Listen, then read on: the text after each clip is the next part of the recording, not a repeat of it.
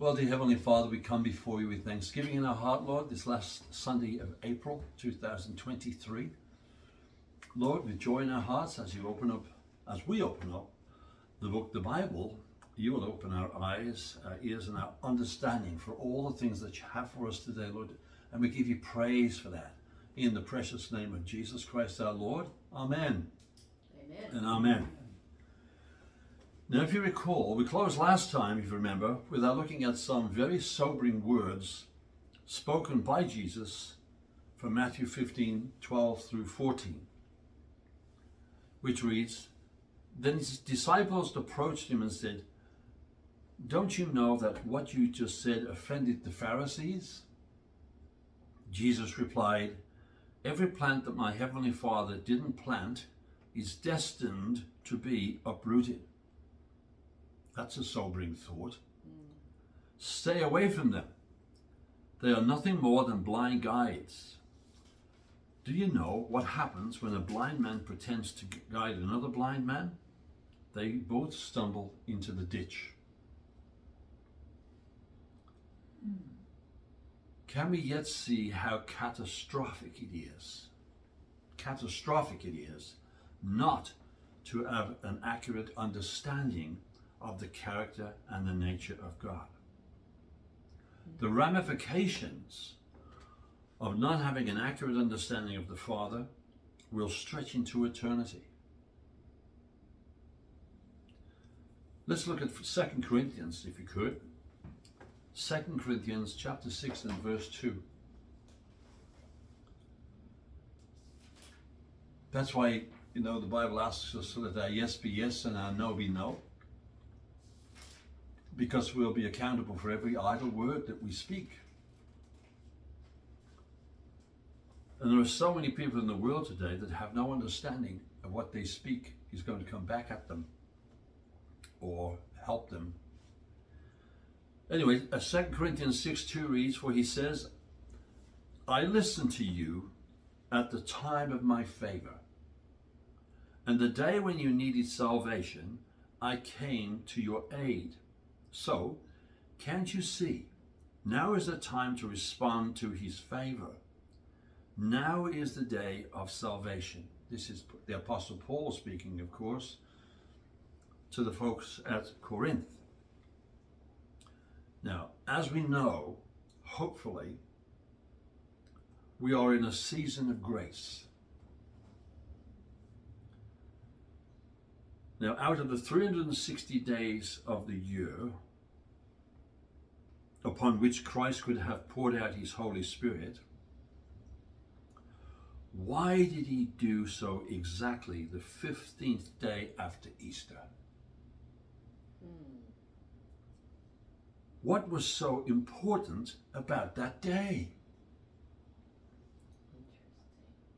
Because indeed, it was already a holy day. It was the Old Testament feast of Shavuot, or if you will, the Feast of Weeks.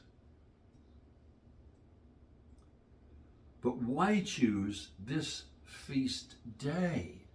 What makes Shavuot so fitting a time for Jesus to give his Holy Spirit to the church? Now, here's something that's interesting.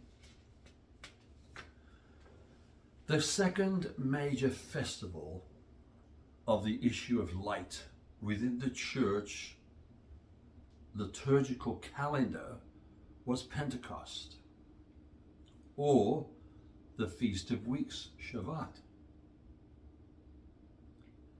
in Hebrew. The Feast of Weeks is more exactly the Feast of 7 Weeks, for the beginning of the day after Passover, which is the 16th day of Nisan. So the Israelites counted 49 days, then commenced the celebration of the Feast of Weeks on the following day. This can be found in Leviticus 23, 15 and 16, and in Deuteronomy 16, 9 and 10. What was the second Deuteronomy? Deuteronomy 16, 9 and 10. Do we need to go there? No, that's just a reference. Yeah, good. So because it fell on the 15th day after Passover, weeks, or Shavat, was also called Pentecost. So it is not a New Testament term. It was also called Pentecost. That is the 15th, 15 days after Passover. Why do we mention all of this, body of Christ? Well, because it's very important for us to see the times of God's grace given to the Israelites as a beacon of testimony to the church of the grace of God. This is why it is so critical and so important for Christians to know their history and the character and the nature of their Father, who is God. So what does Passover signify? It comes from the book of Exodus, and it is regarding the freeing of the Israelites from slavery in Egypt. Now, the celebration of Passover is prescribed in the book of Exodus in the Old Testament, which is within the first 5 books of the Bible, known in Hebrew as the Torah. Now, it's interesting to note here, body of Christ, the conversation, I'm going to switch now to Genesis, the conversation between the Lord God and the serpent in the Garden of Eden in Genesis 3:15. Now, if we have eyes to see, how many times did Jesus say that? More than If we have eyes to see, you can see that the Lord God had a plan which involved a sequence of events to take place. Now we can debate between ourselves for all of eternity as to whether the Godhead, the Father, Son, and the Holy Spirit, who are omnipotent, meaning all-knowing, debating that it's quite feasible to say that in and during this conversation that the Lord had with the serpent, that he knew that the Passover and the Pentecost would come forth as a result. Father God's plan has always been about the redemption of creation, which fell with the fall of Lucifer, which in itself is a whole different teaching. But the point that we're making here is that of our purpose in establishing the character and the nature of God, in that his purpose and his plan has always involved his grace towards humanity, with his sole desire being to bring about the restoration and the salvation of creation and mankind. Are you with me so far? Yeah. Okay, then let's take a look at 1 Corinthians. We're going to go to the 15th chapter, and we're going to look at verses 22 and 26.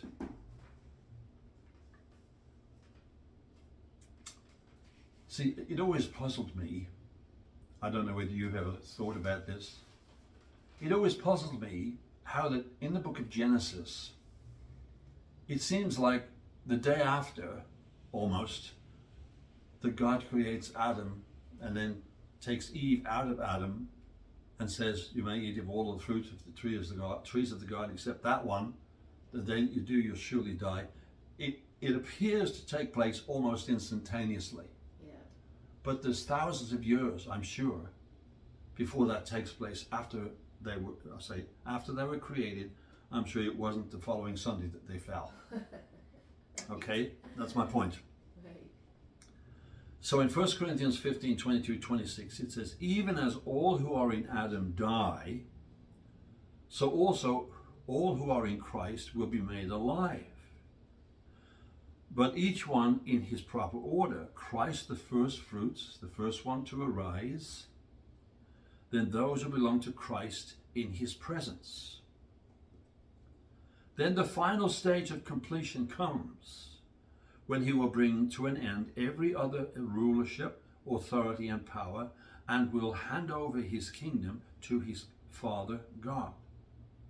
Until then, he is destined to reign as king until all hostility has been subdued and placed under his feet. And the last enemy to be subdued and eliminated is death itself. So what does that tell us, body of Christ? Or what is that telling us? Well, of course, if we've been in the Word for any length of time, we know that all, because of Adam's sin, all died. And that word died, I come to understand, is that all who are born into the earth are separated from God. And the only way that you can become in union with God is through the resurrection work of Jesus Christ and accepting him as your personal Lord and Savior. And what does that do? That severs the old sin and death from your life, and you now have a new life in Christ, which is instantaneous. You become born again from above.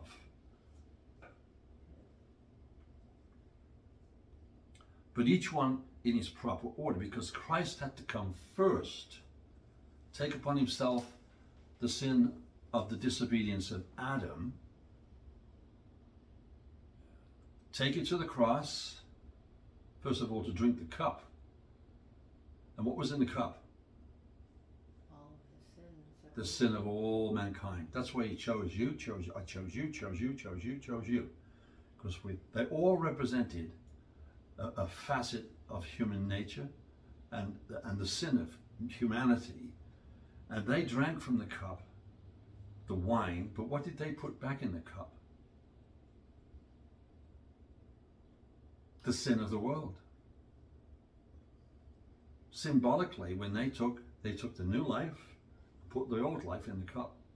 Then the cup came round to Jesus and he drained it dry, putting within himself sin.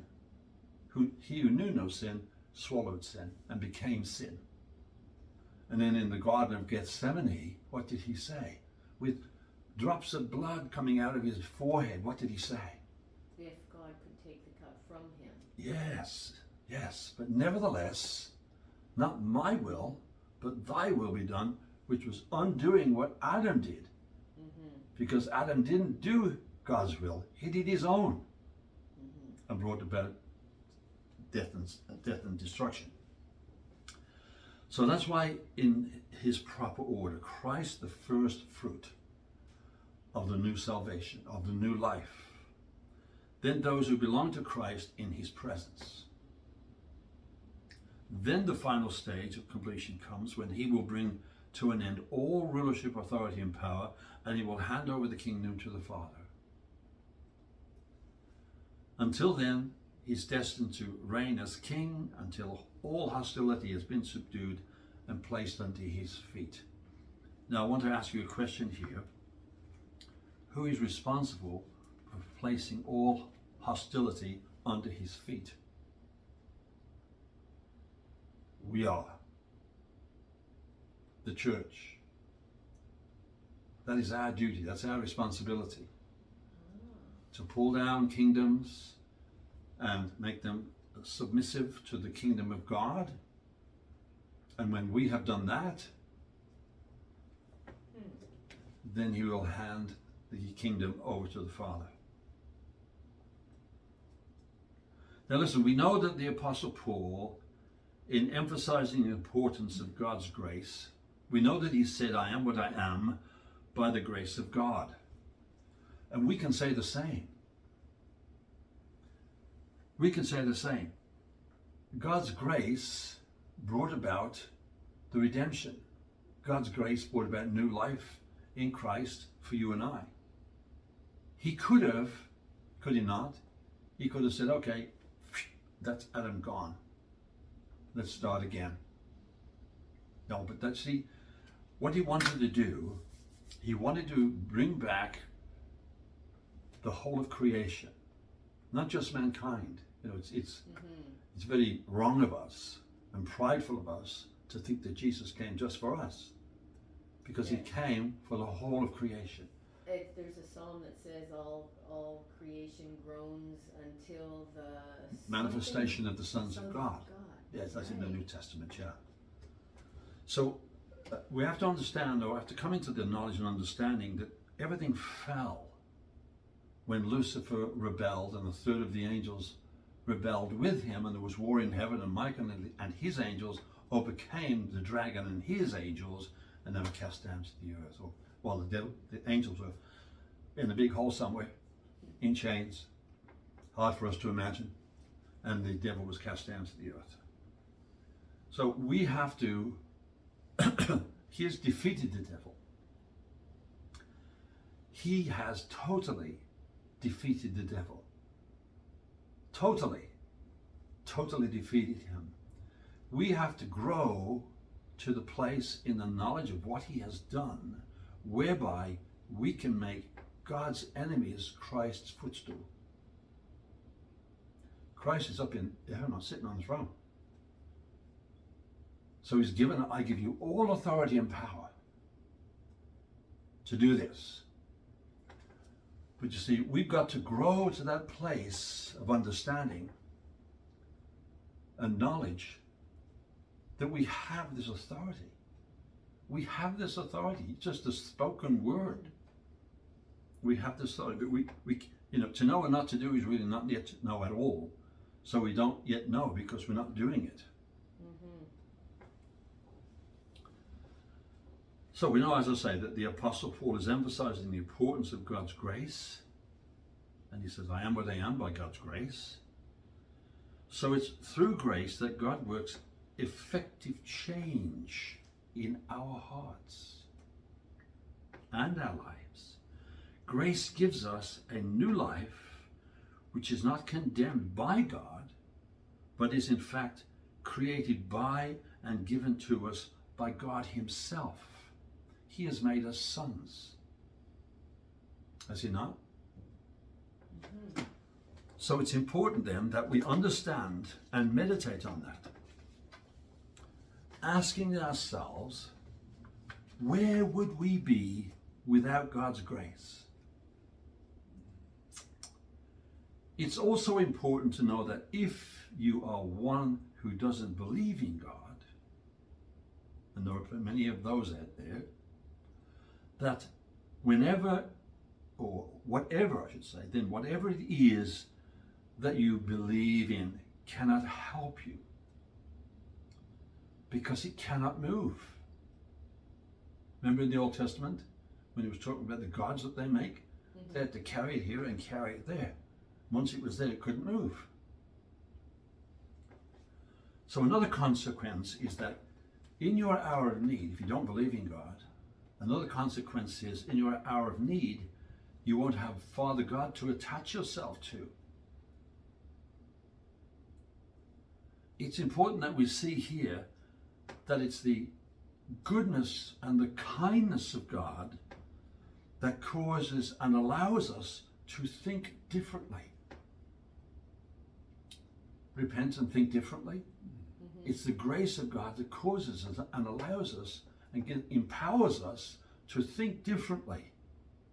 John the Baptist said in Matthew 3:9, you must prove your repentance by a change of life. You can't go to the casino 3 times a week and go to church on Sunday and think you're doing all that you've done to change your life, because that's not the case. So even as an established believer, there are times in our lives when things get really tough and we question God. Ever been there? There are times when we need to repent, change our minds and think differently. So this passage of scripture may come from the Old Testament, but it speaks very clearly of the character and nature of God today. So turn with me, if you would, to Psalm 145, verse 8. That's in the back of the book there, Jim. Psalm 145, verse 8.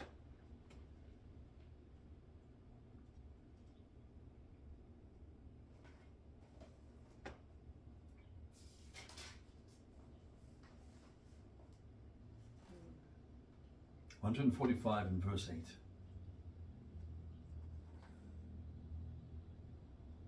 Yes? Mm-hmm. You're kind and tender-hearted to those who don't deserve it, and very patient with people who failed you. Your love is like a flooding river, overflowing its banks with kindness. See that? Mm-hmm. So let's just remind ourselves then, on the top of that, of what it says in Acts 17,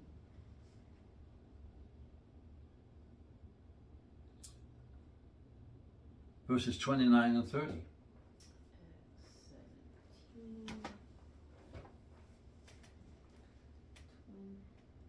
29.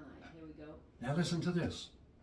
Since our language can be traced back to God, how can we say that our language can be traced back to God? Anybody tell me? Our lineage? Sorry. Our lineage, sorry, not our language, our lineage can be traced back to God. But also our language can be traced back to God. That was a Freudian slip. How can our language be traced back to God? Any idea? He is the Word. What happened at the Tower of Babel? Oh, yeah. He confused everybody's language. He confused everybody. He gave us our language, Yeah. and we couldn't speak to one another. Yeah. So we can trace our language back to God, but our lineage is what this is saying. So if we can trace our lineage back to God, how could we even think that the divine image could be compared to something made of gold, silver, or stone, sculptured by man's artwork and clever imagination? In the past, God tolerated our ignorance of these things, but now the time of this deception has passed away. He commands us all to repent and turn to God. Think differently. Yeah. See that? And again in Romans 12:2, Romans 12:2.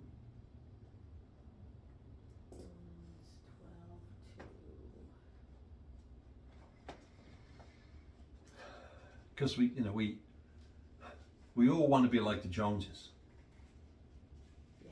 right? So to speak. Yes, got it.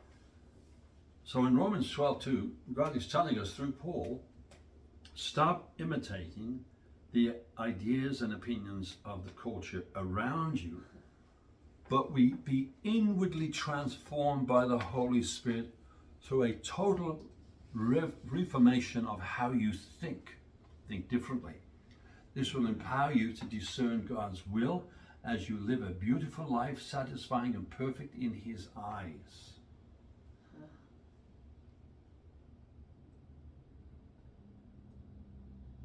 So it's important then, see, we've got to come to a place we can read the Bible every day and slowly begin to understand it. But it's not sufficient, or it's not enough to understand it. Let me just say this, because it is important that we filter everything we read and hear through our belief structure and our perception of Father God. So the more we learn about Father God, our belief structure and perception will change. It's truly amazing, over let's say the past 28 years that Helen and I have been in ministry, how that after we've delivered a message, people oftentimes come to us with different perceptions than what has been said in the message. Sometimes people would come and share things, as we've said, from a different perspective, with them sometimes being very good. But then there are occasions when you wonder if we've been in the same room, because they're so far off what was said and intended in the message. So it's very interesting, though, that when you're speaking on a regular basis and interacting with people, you can get an idea why people are having the situations, experiencing the situations that they're in. And it's not because there is sin in their lives. Please don't misunderstand me there. It's simply because of their impression of the image of God that they're carrying around in their hearts, or the idol that they're carrying around on their shoulders that inhibits them and prevents them from knowing just who the Father is. Now, there are many, many, many, many believers who've gone to church all their lives but still don't understand the Word of God.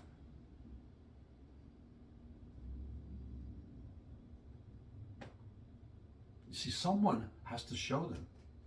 That's what Scripture says. Someone has to show them, someone has to teach them. But we just read that the Pharisees were the blind leading the blind. Have nothing to do with them. So the vision that they have has been distorted and corrupted and defiled by the wrongful information that they've taken into their lives, into their spirit. Now remember, the eye is the mirror of one's soul, is it not? Mm-hmm. What words fail to achieve, the eye serves the purpose. What do I mean by that? You may fail to communicate your affection or displeasure with words, but clearly your eyes won't fail to give away your feelings.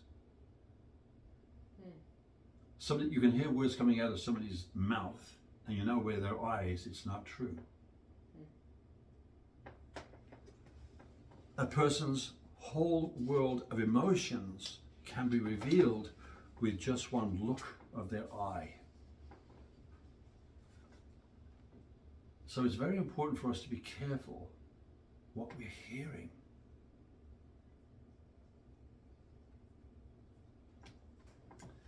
Can you turn with me now to Proverbs 4 and verse 23?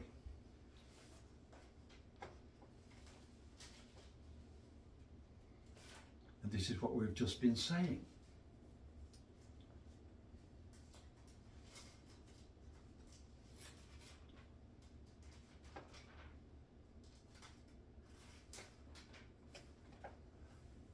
Proverbs 4:23.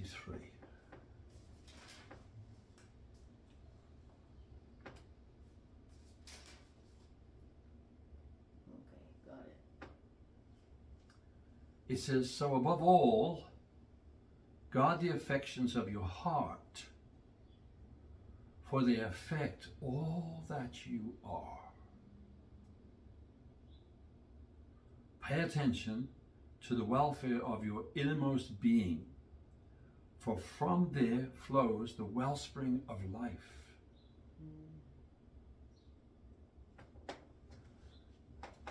So if you've got your wires crossed up here, then the wellspring of life is all confused, mixed up and swirling. This scripture implies that whatever we allow to enter our hearts, our spirit, if not examined through the lens of God and evaluated properly in that light, it will undoubtedly be expressed in our lives and our actions in positive or negative ways. We could take the example of the Pharisees, right?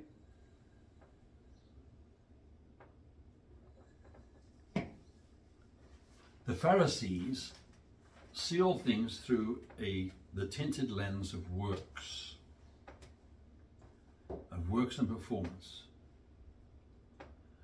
So they seal things through the tinted lens of works and performance evaluation. Then we have the Sadducees, who seal things through reason, rationale, and experience. So we can say that whatever we read, or whatever we see, that it is all filtered through our own perception of how we see our Father God. And as we grow, it changes. Everything that we get from Scripture through our searching is based on how we see God. There's a phrase that's used within the church, and it's this: things which pertain to sound doctrine. You ever come across that in the Scripture? Things that pertain to sound doctrine? And yet it would appear that sound doctrine will differ in every vein of Christianity, because it comes from there. But if you were to study that phrase said by the Apostle Paul in Titus 2:1, if you want to turn there with me, Titus 2:1. Okay, here we are. Titus 2:1 reads, "Your duty is to teach them to embrace a lifestyle that is consistent with sound doctrine." Right?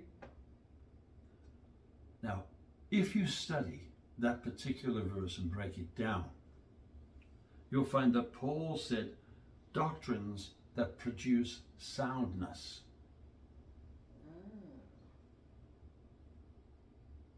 Doctrines that produce soundness. So viewed then from that perspective, that's a whole different thing. Yeah. So it's teaching / doctrines that produce soundness, not flaky, nutty Christians. Now we have a means of of weighing the doctrine to see if it has soundness.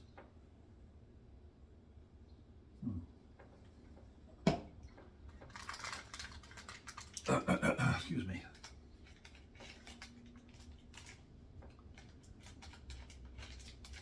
Does it produce soundness? Does it produce wholeness and completeness within people's lives? Or is it just a frustrating system of works? So the term sound doctrine should be flipped over to say doctrines that produced soundness. One thing is for sure, and you can take this to the bank, is that the doctrines of God produce soundness.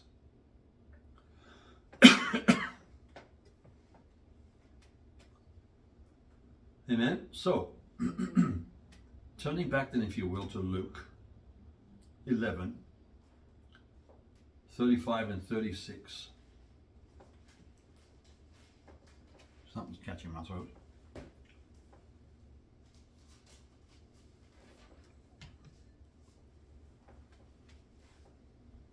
Jesus said, "Open your heart and consider my words.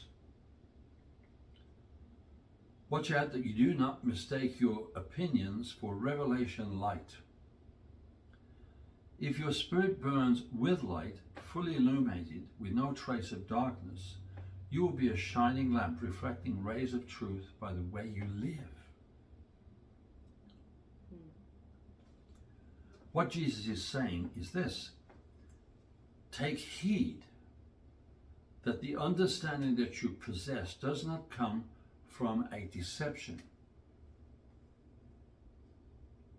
In other words, take heed to what you believe is truth, and it is not, in fact, deception. Take heed that the light that is in you is not darkness, so that what you're embracing can be clearly seen as God's nature and not deception. Listen, all of the deception that has been taught about God for centuries, and now God is asking, right now, today, God is asking, just like he did in the Old Testament, to whom then will you liken me, that I should be equal to him, says the Holy One, Isaiah 40:25. And then woe to those who call evil good and good evil, who put darkness for light and light for darkness, who put bitter for sweet and sweet for bitter, Isaiah 5:20. Question is, why is it woe to them? Is God going to do something to them? No, it's not. The woe to them, because if you have your perception confused, the woe is that if you have your perception of God confused, then how many times have we heard that God will make you sick once in a while to teach you something? How many times have you heard that? Mm-hmm. Several times? Mm-hmm.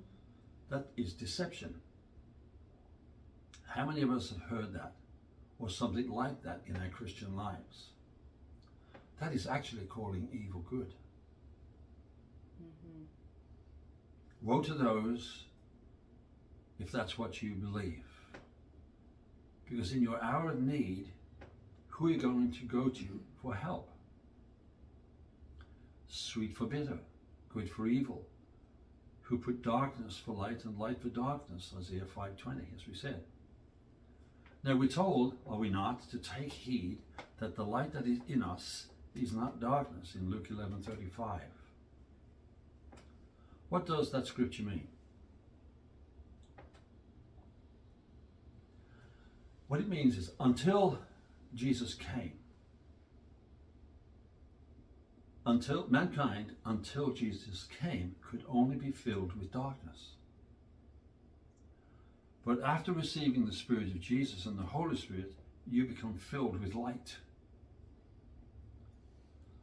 But this verse of Scripture is still a cautionary scripture for us to heed, to not be foolish, but to keep out the dark.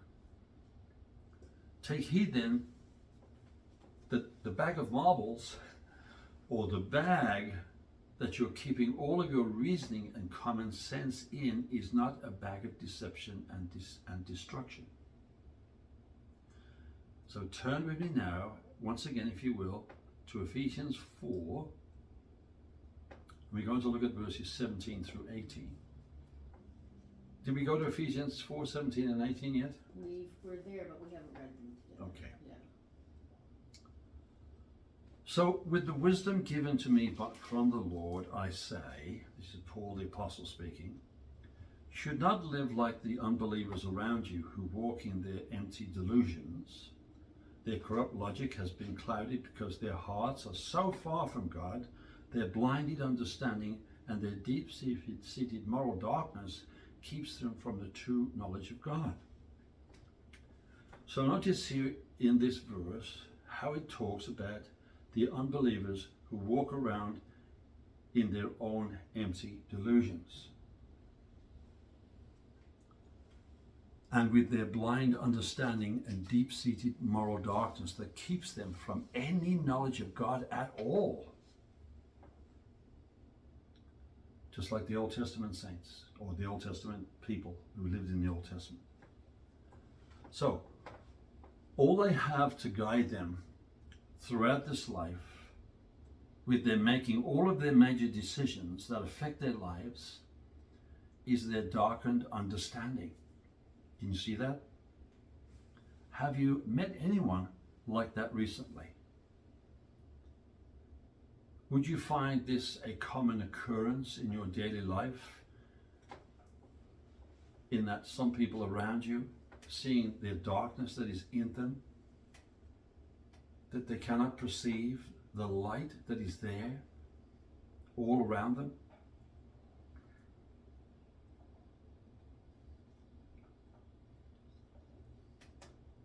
It's kind of a common mindset. Yeah. Well, Selah, pause and think calmly on that.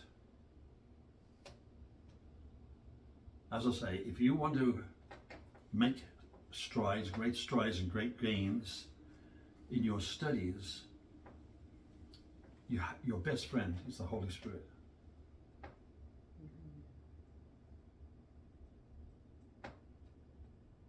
Amen? Mm-hmm. Did you get something? Where did Paul say that? You said Paul said something about that you need no man's teacher except the Holy Spirit? I'd have to get my phone Oh, check and look that one up, and we will do. I'll check that, yeah. Yeah, you need no man to teach you but save the Holy Spirit. And that's why we need to be in constant communication with the Holy Spirit and the Word of God. Because then He will enlighten us. I mean, I don't believe what I believed 28 years ago. Mm-hmm. I've come along. I won't say I've arrived yet because I haven't. Nobody has. Once we get on the other side, we'll find that we know about that much. But the thing is, God will always pour out His grace upon us all throughout eternity. We will be learning and learning and learning throughout all eternity. Amen. So may the Lord now bless you and keep you. May the Lord God cause His face to shine upon you and be gracious unto you. And may He cause His countenance to be upon you and give you His peace. That's what I ask for. Amen. Amen. Amen. Until next time, God bless you. You just realize, I mean, there's so